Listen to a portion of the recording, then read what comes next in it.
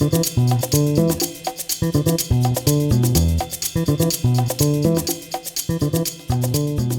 dobry moi drodzy, kolejne nagranie. Zima idzie, tak? Jarek się może rozebrać. Spokojnie mogę tutaj w koszulce, w krótkim rękawku pracować. Oczywiście nie rano, tylko teraz jest godzina 18:30. Zaraz pokażę Wam temperaturę, jaka tutaj panuje. Ja przyszedłem przed chwilą z dworu, więc jeszcze jestem ubrany dość ciepło, ale zdecydowanie ta temperatura, która tutaj jest, pozwala na pracę bardzo precyzyjną, czyli nie ma efektu sztywnych dłoni i palców i wtedy praca absolutnie nie idzie, nie możemy się poruszać swobodnie. Ja oczywiście jestem ciepłolubny i lubię temperaturę między 20 a 22 w tych granicach, wtedy czuję się najlepiej i oczywiście chcę w takich warunkach pracować.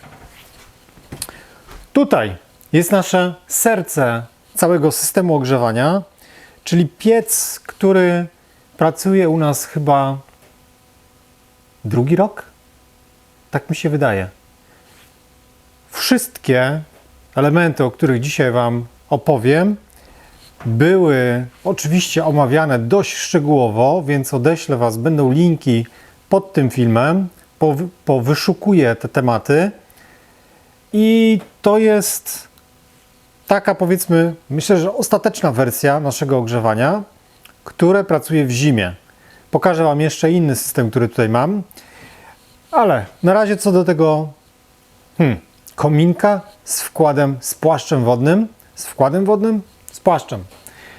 I generalnie wtedy, jak to robiliśmy, miała to być taka szybka przysiadka z kozy, takiej żeliwnej, stalowej kozy, którą mieliśmy w czasie budowy naszego domu, która przeżyła kilka sezonów, spisała się doskonale, ale pożerała duże ilości opału i jej efektywność była malutka, ponieważ bardzo szybko to ciepło się rozchodziło z niej.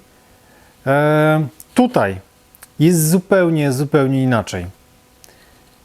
Z ręką na sercu, no nie mogę, bo mam ten mikrofon, tak zrobię. Z ręką na sercu mogę Wam powiedzieć, że jest to genialne rozwiązanie.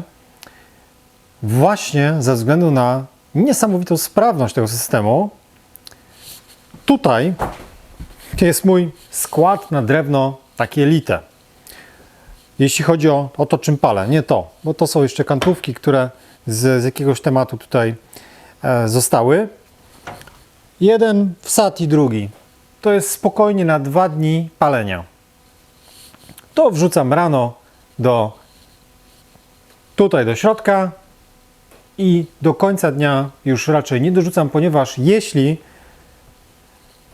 czasami zapomnę albo widzę, że tam to się, troszeczkę się mniej pali, coś tam więcej wrzucę, jest niewyróbka 25-28 stopni, bo muszę gdzieś to ciepło wyrzucić. Te nagrzewnice, które zaraz też Wam pokażę, one mają niesamowitą sprawność też i jak dmuchną takim żarem, to nie idzie wytrzymać, więc oczywiście też nie można przesadzić w drugą stronę.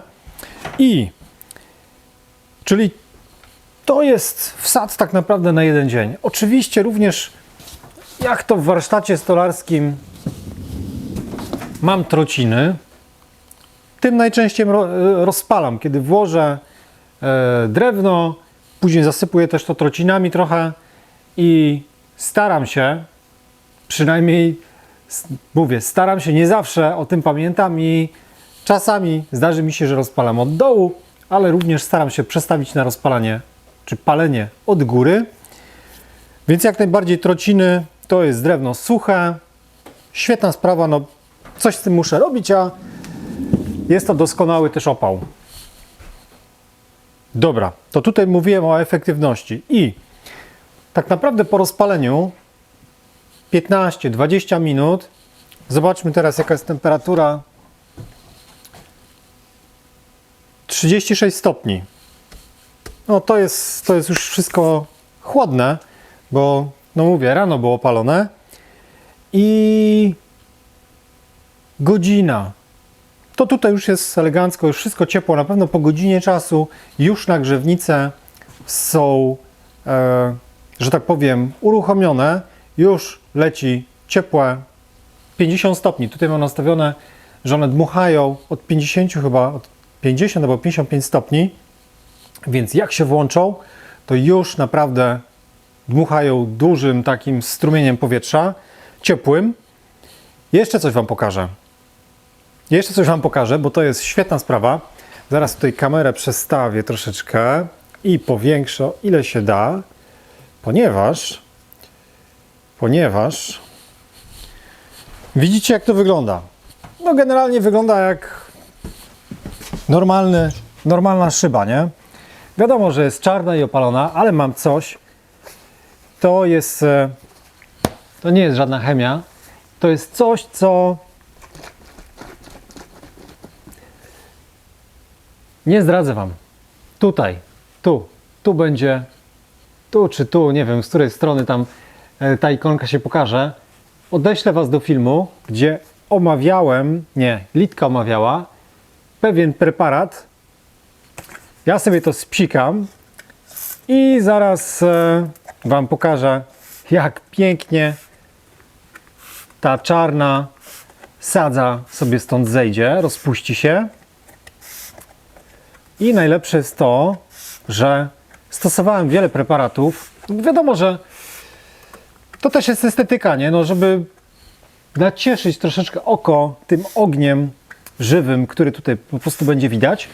Stosowałem wiele preparatów i generalnie nie byłem za bardzo zadowolony. Albo to długo schodziło, albo jak już w końcu ta szyba była wyczyszczona, to bardzo szybko, po 1-2 dniach, wyglądało jeszcze gorzej niż teraz, że ten ogień i palę tylko drewnem, nie?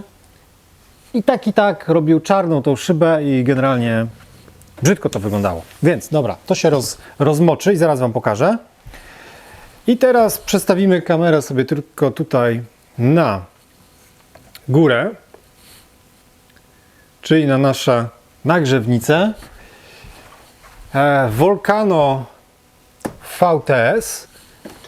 Oczywiście można kierować tymi elementami, czyli mogę skierować sobie to w dół albo gdzieś tam daleko. 5 biegów.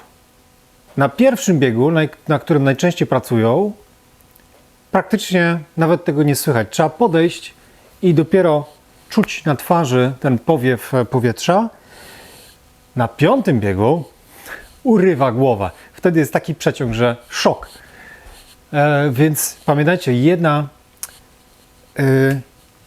to one mają, kurczę, już nie pamiętam, 18, 12, 16, coś koło tego, kilowatów jedna. A cały piec ma 24 kW. Więc kiedy bym rozkręcił na maksa, a mamy tych nagrzewnic 5. Więc piec spokojnie wydala na tyle, żeby wytworzyć tego ciepła tyle, podgrzać glikolu, który tutaj jest w instalacji na tyle, żeby nawet jak odpalę 5 nagrzewnic na raz, oczywiście nie na 5. biegu, no bo wtedy wiadomo, że bardzo szybko to jestem w stanie schłodzić, ale na 2. biegu jak nastawiam, wtedy cichutko to sobie działa i tak najczęściej pracuje. Tutaj powiedziałem o kolejnej rzeczy, czyli system jest zalany glikolem.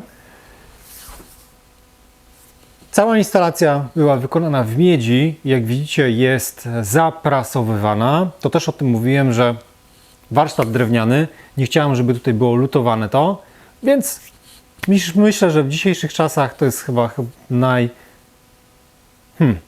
no może nie najczęściej stosowany, bo ten system jest oczywiście trochę droższy, ale estetyka przepiękna i oczywiście bezpieczeństwo w drewnianych pomieszczeniach jak najbardziej jest to mile widziane. Tutaj jest jedna pompa przepływowa, tam z tyłu, która przetłacza ten glikol. No i oczywiście glikol dlatego, żeby Wam to wszystko nie zamarzło w zimie. Pokażę Wam jeszcze jedną rzecz tutaj u góry. To może teraz z ręki, jak zdejmę kamerę. ponieważ będzie ciężko to zobaczyć, ale może się da. Widzicie ten pojemniczek po jakimś tam, nie wiem, serku czy czymś tam? To jest wyciek glikolu ze zbiornika, który jest tam u góry. I zostawiłem to. Miałem to oczywiście kiedyś tam spuścić, ten płyn, glikol i przelutować, ale samo się zatkało. Po prostu wytworzył się kamień i tyle. I jeszcze tutaj jest jeden zbiornik, którego normalnie nie widać. I Wy również pewnie nie będziecie widzieć. Jest to zbiornik, który służy do spuszczania jak gdyby tego glikolu, jeśli byłoby coś nie tak, wtedy on tam po prostu wypływa. Dobrze, i teraz ja myślę, że to już się zrobiło. Czym to czyszczę? Zwykły ręcznik. To są takie te ręczniki robocze. Już kurczę, wyschło trochę. Więc jeszcze trochę. No, trochę tutaj musiałem użyć, słuchajcie, grubszej artylerii, czyli gazet. Gazety też są niezłym materiałem do mycia takich szyb. One działają troszeczkę jak papier ścierny, że usuwają to bardziej agresywnie niż takie delikatne ręczniki. Prawie idealnie. Prawie tutaj w jednym miejscu jakieś zatwardziałe taka sadza została. Zwiększę troszeczkę zawartość tego środka i doczyszczę to później, a my idziemy dalej.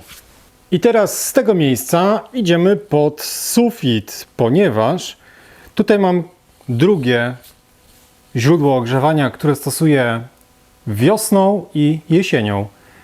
Mniej więcej do 0 stopnia, do 0 stopni na dworze, stopnie Celsjusza, używamy właśnie klimatyzacji inwenterowej, która działa w trybie nagrzewania. Idziemy tutaj, ponieważ chcę Wam pokazać, jak to wygląda na prawie że koniec dnia. Mamy 23 stopnie. O, ten wyświetlacz trzeba go oglądać odpowiednim kątem. 23 stopnie. 23 stopnie o godzinie,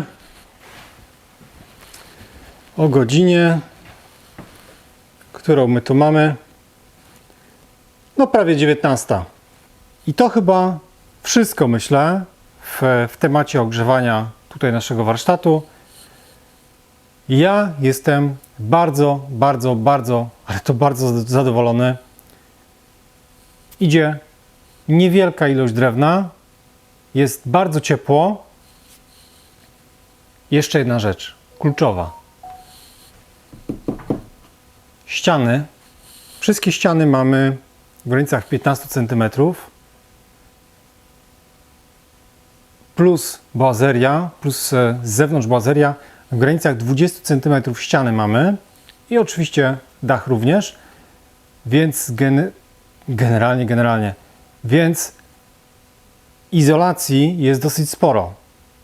Co za tym idzie, wiosną, latem, jesienią, kiedy słońce jeszcze tutaj smaży nam w dach, ten dach się dach się nagrzewa, ale to ciepło nie idzie do pomieszczenia, a zimą nie ma problemu z temperaturą, nawet jeśli na dworze są temperatury minusowe.